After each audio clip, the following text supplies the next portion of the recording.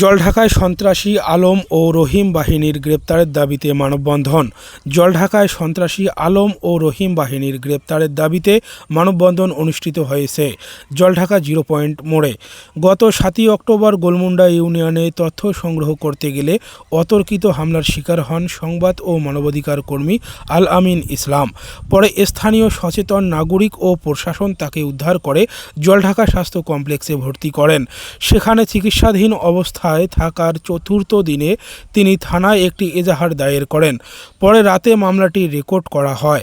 আসামি হন 11 জন, নামীয় ও অজ্ঞাতনামা হন 8 জন।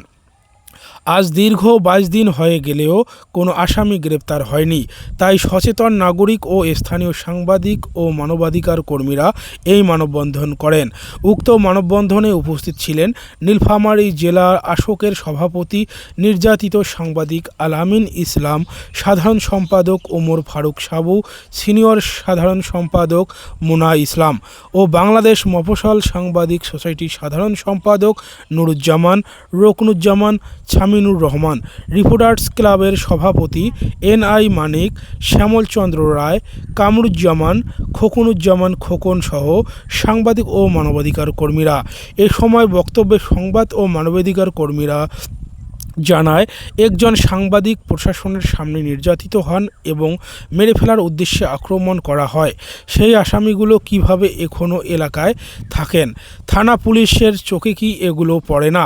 আমরা চাই 24 ঘন্টার মধ্যে এই আসামিগুলোদেরকে গ্রেপ্তার করা হোক। যদি আলম ও তার সহযোগীরা গ্রেপ্তার না হয় তাহলে আমরা জোরালো আন্দোলন গড়ে তুলব। আজকের মানববন্ধনের প্রধান সমন্বয়ক সংবাদ ও মানবাধিকার কর্মী আল আমিন ইসলাম বলেন, আমাকে যারা হামলা করলো আজকে দীর্ঘদিন হয়ে গেল, তারা তো গ্রেপ্তার হলো না, বরং তারা নাকি আবার জামিন হয়ে এসেছে। এটা একটি লজ্জার বিষয়। আমি দ্রুত এই মামলার তদন্তকারী কর্মকর্তা সুশান্ত রায়ের প্রত্যাহারের দাবি জানাই, কারণ তিনি আসামি ধরতে অক্ষম। এবং আশোকের নীলফামারী জেলার সাধারণ সম্পাদক ওমর ফারুক সাবু বলেন, আমি এরকম কোনোদিন দেখিনি। আল আমিন ভাই আমাদের সামনেই নির্যাতিত হলেন, প্রশাসন দাঁড়িয়ে থেকে দেখল, এ পর্যন্ত কোনো ব্যবস্থা নিল না। এর চেয়ে লজ্জার আর কিছু নেই। অবিলম্বে সুশান্ত রায় এই মামলার তার আমরা প্রত্যাহার চাই। আমরা আলম বাহিনীর দ্রুত গ্রেপ্তারের দাবি করি। তবে এ বিষয়ে জলঢাকা থানার অফিসার ইনচার্জ যথেষ্ট সাহায্য সহযোগিতা করেছেন বলে জানান সংবাদকর্মী আল আমিন ইসলাম। বিস্তারিত দেখুন STV নিউজ এক্সপ্রেসে। আপনারা নিশ্চয়ই অবগত রয়েছেন, সাংবাদিকরা পত্রিকা অফিস থেকে সেরকম যে একটা মাসিক বেতন এটা পায় না, কিন্তু সেক্ষেত্রেও গোলমুন্ডায় যারা তখন তথ্য সংগ্রহ করতে গিয়েছিল তাদের উপর যে অতর্কিতভাবে হামলা করে আহত করা হয়েছিল, প্রশাসন কেন এখনো নীরব? এখানে মামলা রেকর্ড হওয়ার পরেও কেন প্রশাসন আজকে নীরব? কেন আসামিদেরকে গ্রেফতার করতেছে না? আসলে জলঢাকা থানা নিয়ে এটি একটি প্রশ্নবিদ্ধ বিষয় হয়ে দাঁড়িয়েছে। আমরা চাই অবিলম্বে বিস্তারিত দেখুন STV নিউজ এক্সপ্রেসে। দৃষ্টান্তমূলক তাদেরকে শাস্তি প্রদান করা হোক। সেটা সভাপতি আল আমিন ভাই, ওনাকে গোলমুন্ডায় তথ্য সংগ্রহ করার জন্য গিয়েছিল। সেখানে অতর্কিত হামলা তার উপর হয়েছে। আসলে সারা বাংলাদেশের ন্যায় যে সাংবাদিকরা বিভিন্ন জায়গায় নিপীড়ন নির্যাতনের শিকার হচ্ছে, আমরা এটা তীব্র নিন্দা জানাই। আমরা গণমাধ্যম কর্মী হচ্ছি, আমরা জাতির বিবেক। আমরা যখন কোনো স্পটে যাই, কোনো কিছু বিষয় আমরা যখন আমরা সংগ্রহ করতে চাই, একটা পক্ষ এবং একটা বিপক্ষ কিন্তু থাকবে। যখন একটি পক্ষের যায় তখন তারা কিন্তু আমাদেরকে সম্মান শ্রদ্ধা বা ভালোবাসে, আর যখন বিপক্ষে যায় তখন তারা কিন্তু আমাদের উপর ক্ষুব্ধ এবং গালিগালাজ করে এবং কি আক্রমণাত্মক ব্যবহার তারা কিন্তু করে। আপনারা জানেন, গত 7ই অক্টোবর গোলমুন্ডায় তথ্য সংগ্রহ করতে গিয়ে আমাদের সংবাদকর্মী এবং মানবাধিকার কর্মী আল আমিন ইসলাম অতর্কিতভাবে হামলার শিকার হয়। আমরা তার এই প্রতিবাদে আজকে এই মানববন্ধন কর্মসূচিতে অংশগ্রহণ করেছি।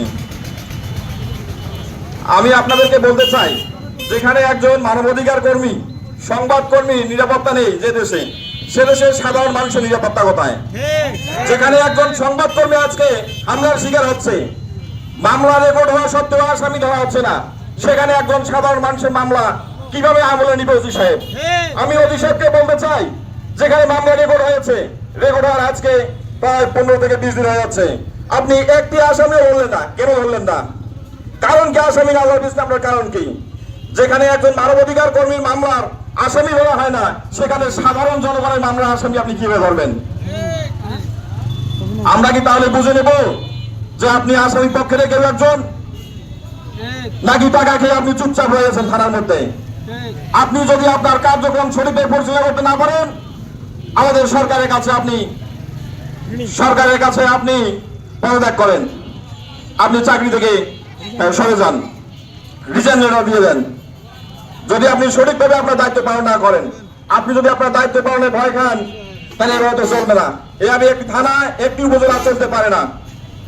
আমি সাধারণ মানুষকে বলতে চাই, সাধারণ জনগণকে বলতে চাই, সাংবাদিক হচ্ছে জাতির বিবেক। সাংবাদিক সবসময় সারা দেশের, সারা বিশ্বের খবর আপনাদের সামনে তুলে ধরে। আজকে যদি সাংবাদিক না দেখতো, প্রতিটি জায়গায়, প্রতিটি উপজেলায়, প্রতিটি সরকারি কাঠামোতে দুর্নীতির একটি বড় আকারে দাঁড়াইতো। আজকে এই সাংবাদিক আছে বলেই দুর্নীতি রোধ করা সম্ভব হচ্ছে। যদি সাংবাদিক তার কর্মে সকল দুর্নীতিগুলো উন্মোচন করে না ধরতো, তাহলে সারা বাংলাদেশ দুর্নীতি দিয়ে ভরে যেত। আর সেই সাংবাদিক যখন সত্য উন্মোচন করার জন্য তথ্য সংগ্রহ করতে যায়, তাকে অতর্কিতভাবে হামলার শিকার হতে হয়। আর সেই হামলার মামলা দায়ের করা সত্ত্বেও আমাদের জলঢাকা অফিসার ইনচার্জ এখনো উনি চুপচাপ বসে আছেন, একটিও আসামি আপনাদের তো বলেন না। আমি জলঢাকার অফিসার ইনচার্জকে বলতে চাই, আমাদের সোশ্যাল মিডিয়া একটি জনবল সোশ্যাল মিডিয়া, এই সোশ্যাল মিডিয়ায় সকল তথ্য আছে, এমনকি প্রশাসনের সামনেও এই ঘটনাটি ঘটে, তারপরে আপনার নীরব ভূমিকা পালন করতেছেন। কেন এই নীরব ভূমিকা? আমি জলঢাকাবাসীর পক্ষ থেকে বলতে চাই, আগামী 24 ঘন্টার মধ্যে যদি এই আলম বাহিনীকে গ্রেপ্তার করা না হয়, তাহলে সারা বাংলাদেশে এই আন্দোলন ছড়িয়ে যাবে। আমরা সারা বাংলাদেশে এই আন্দোলন ছড়িয়ে দেব।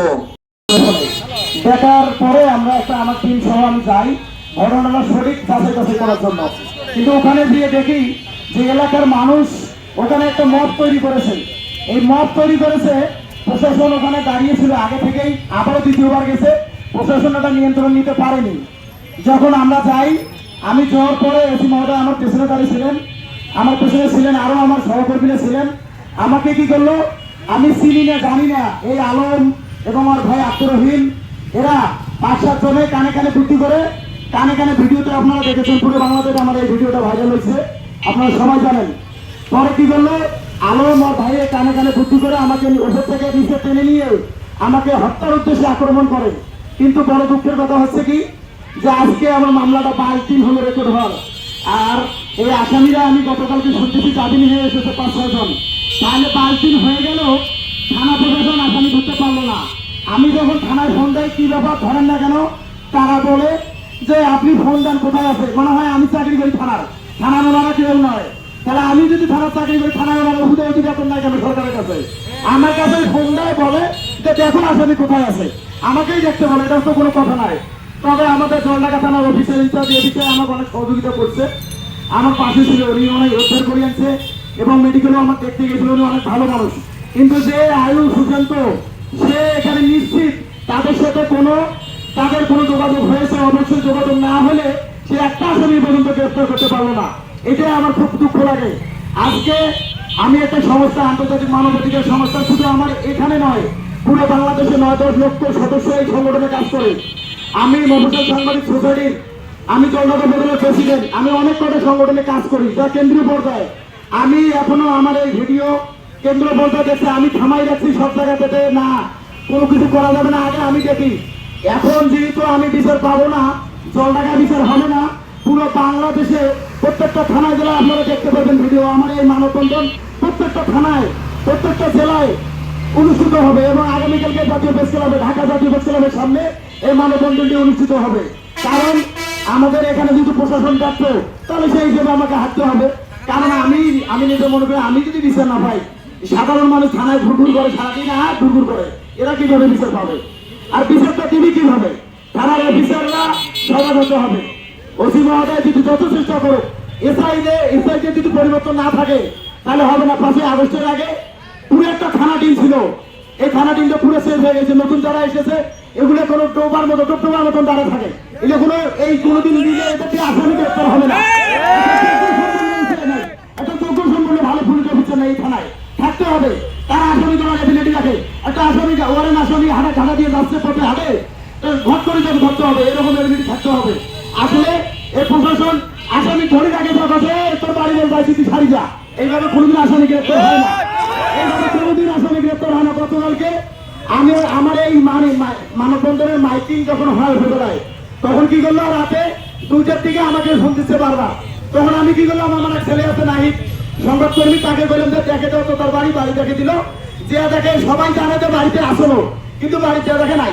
তাহলে এখানে কিন্তু থাকি গেল কেন? বাড়িতে পারলো না, তারা তো দাবি নিয়ে আসছে, তাহলে বাড়ি থেকে কেন পালা থাকে না? এটা একটা বিষয়, আসলে খুব দুঃখের বিষয়। আর দুঃখের সহিত জানাচ্ছি যে আপনাদের যে সব সময় আমি এই জলঢাকা আসার পর থেকে, আমি ঢাকায় ছিলাম 6 বছর, টানা সাংবাদিকতা করছি। জলঢাকা আসার পর 3 বছর হচ্ছে, 4 বছর আমি এই জলঢাকা আসার পর থেকে আমার বিপক্ষে একটা আমাদের এই প্রতিনিধি দল যায়। তবে আমি মনে করবো যে বিপদে সবাইকে পড়তে হবে, শুধু আমি নই। আপনারা যখন বিপদে পড়বেন, কে দাঁড়াবে ভাই? আমরাই দাঁড়াবো, আমরাই যাবো, সাধারণ জনগণ যাবে, সাধারণ ছাত্র জনতা যাবে। এর জন্য সকল ভেদাভেদ ভুলে সবার পাশে তারা চেষ্টা করেন। আমি ভালো আছি বিদায়, আমার ভালোবাসা। আজকে আমার এখানে সাংবাদিক মোটামুটি কতজন হবে, আমার মানবাধিকার সংগঠন কতজন হবে, সাধারণ মানুষের অনেকে এসেছে। এই জন্য সবার প্রতি আমি ধন্যবাদ জানাবো, কৃতজ্ঞতা সবার প্রতি, যে আজকে আপনাদের এই ভালোবাসায় আমি সবার প্রতি ধন্যবাদ জানাবো, এবং সকলের জন্য আমরা দোয়া করবো আমাদের সংগঠনের প্রতি থেকে। এবং জানাবো যে দ্রুত 24 ঘন্টার ভেতর আসামিদের যেহেতু অজ্ঞাতনামা দেওয়া আছে, আপনি ভিডিও ফুটেজ দেখে প্রত্যেকটা আসামিকে আমি 24 ঘন্টার ভেতর গ্রেপ্তার চাই। যদি না হয় তাহলে আমি কেন্দ্রের নির্দেশ অনুযায়ী কেন্দ্রকে ফিটি করে আমি জানাই দেবো আমি বিচার পাইনি, তারা তাদের বিচার তারাই আদায় করে নেবে ইনশাআল্লাহ। সবাই ভালো থাকবেন, সুস্থ থাকবেন, আল্লাহ হাফেজ।